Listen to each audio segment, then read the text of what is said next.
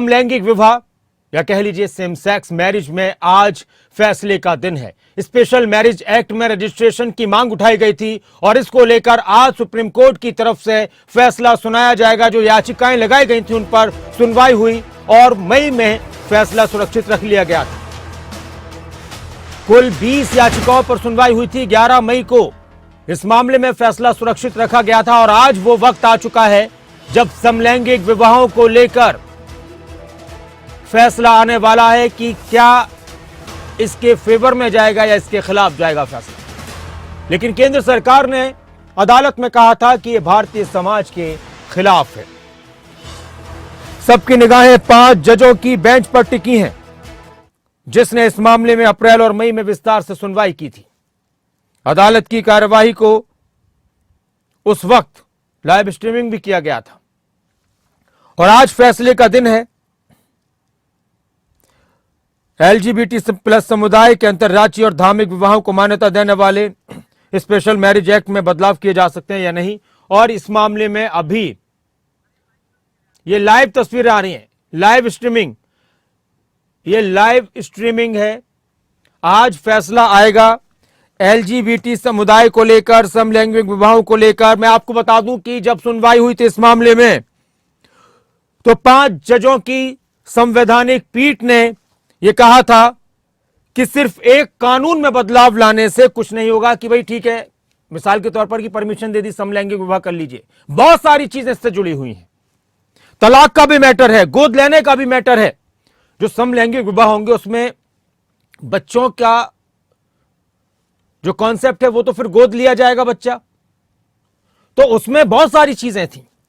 तलाक भी है, जरूरी नहीं है कि 2 समलैंगिक शादी कर रहे हैं तो उनका रिश्ता बहुत अच्छा चलता रहे, मनमुटाव होगा, रास्ते अलग होंगे तो तलाक की स्थिति क्या होगी, इस पर भी देखा जाएगा। गोद लेना, उत्तराधिकारी, दोनों के पास संपत्ति है, कौन किसका उत्तराधिकारी होगा, किसका उसकी संपत्ति पर, उसके पैसों पर और उसकी जो भी चीजें होंगी, किस तरह का अधिकार होगा, इसको किस तरह से तय किया जाएगा।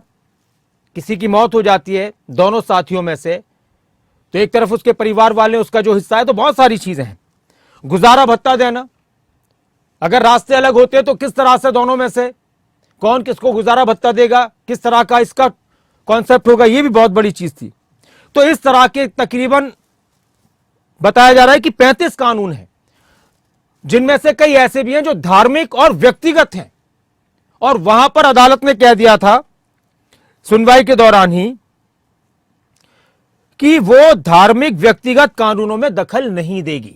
एक बात और क्लियर कर दी थी। ये लाइव स्ट्रीमिंग चल रही है। सेम सेक्स मैरिज को लेकर, समलैंगिक विवाह को लेकर आज फैसला आने वाला है।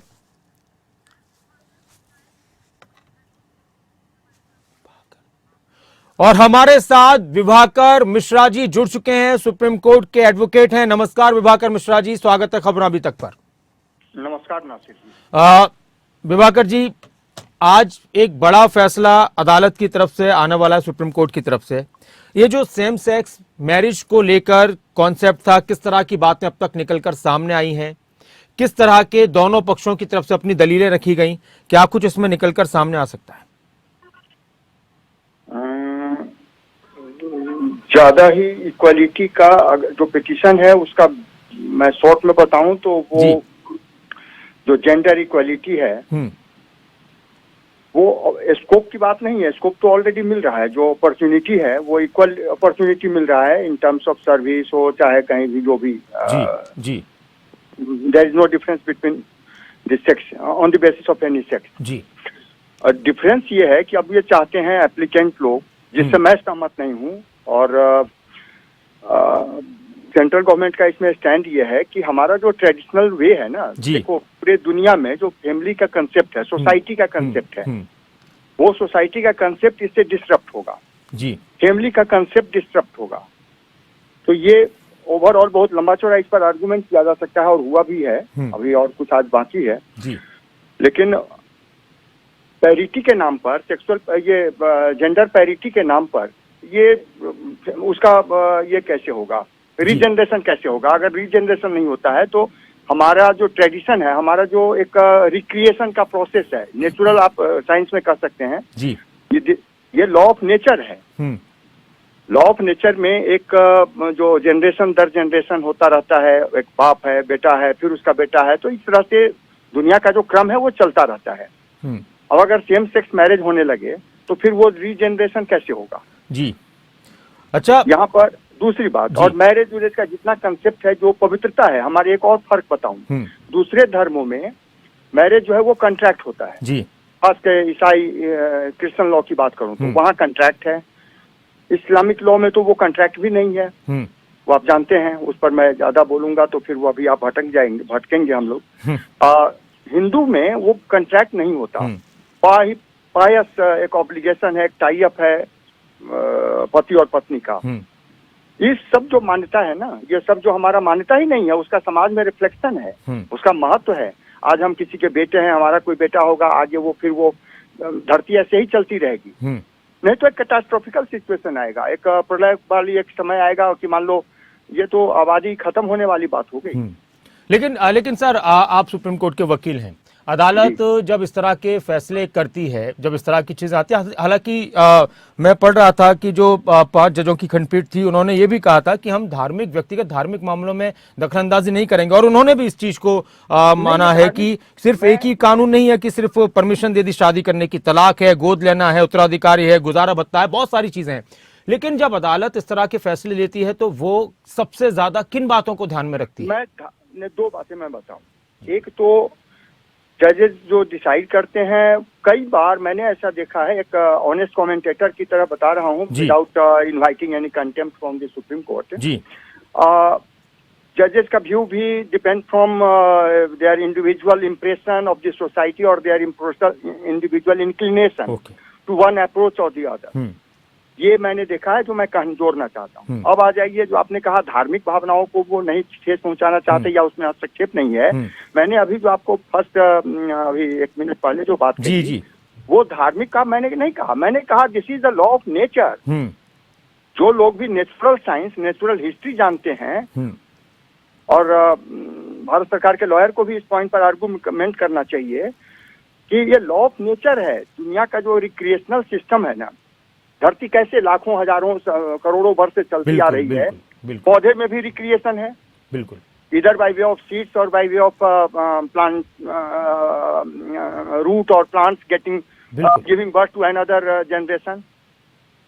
इस चीज को हम कह रहे हैं, ये नेचुरल प्रोसेस है। इसको अगर डिस्टर्ब कर दिया जाए तो this will in my opinion, वो जो है ना धरती का जो स्मूथ प्रोसेस है इसका चलने का, उसमें इंटरप्शन होगा।